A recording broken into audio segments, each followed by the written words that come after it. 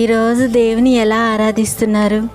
దేవుడు ఆత్మస్వరూపి, న్యాయవంతుడు, సత్యవంతుడయి ఉన్నాడు. మీరు కూడా సత్యంగా నీతి న్యాయములతో నడుచువారిగా ఉండాలని దేవుడు కోరుకుంటున్నాడు.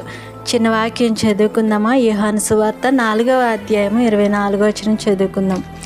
దేవుడు ఆత్మ అయి ఉన్నాడు గనక ఆయనను ఆరాధించేవారు ఆత్మతోనూ సత్యంతోనూ ఆరాధించవలెను. ఆమేన్.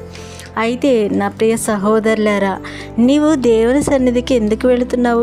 ఇంట్లో పెద్దవాళ్ళు కోప్పడతారు కాబట్టి వెళుతున్నావా? అందరూ చూస్తారు కాబట్టి పై పెదవులతో భక్తి వల్లింపులే చేస్తున్నావా? నీవు దేవుని దృష్టికి భక్తి ఎందుకు చేయాలి? ఆత్మస్వరూపి అయిన దేవుని ఎందుకు ఆరాధించాలి? పై భక్తి చేయకు. తాగుడికి, మద్యపానీయాలకు, సిగరెట్లు కాల్చడానికి బానిసగా మారిపోయావా? పరాయి స్త్రీలను మోహించి నీ శరీరం ద్వారా నీ ఆత్మకు అపవిత్రత తెచ్చుకున్నావా?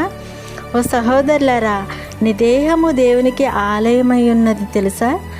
జీవితం అంతా అయిపోయింది అనుకోవద్దు నేస్తమా. ఓసారి నీ మనసు అంటుకుని ఉన్న పాపపు మసిమరకలను ఆయన శిలువలో కాచిన రక్తధారలలో కడిగేసుకో. కనులెత్తి ఆయన వైపు చూడు. నీ బ్రతుకుని మారుస్తుంది ఆయన ప్రేమ.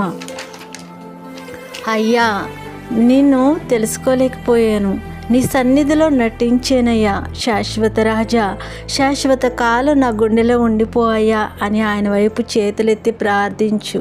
ఈ రోజు నుండి నీ జీవితం దేవుని యందు నూతనంగా మారుతుంది. తాగడానికి కూడా పనికిరాని ఉప్పు నీటి సముద్రంలో నుంచి ముత్యాన్ని తీసినట్లుగా ఆయన నిన్ను ఈ లోకపు పాపపు మురికిని నీకు అంటనివ్వకుండా ముత్యం వలె పైకి తీయను. దేవుని సన్నిధిలో ఉన్న నీవు విలువైన వాడివి. దేవుని ఆత్మతో సత్యంతో ఆరాధించు. నీ విలువ ఎన్నడూ తగ్గిపోదు.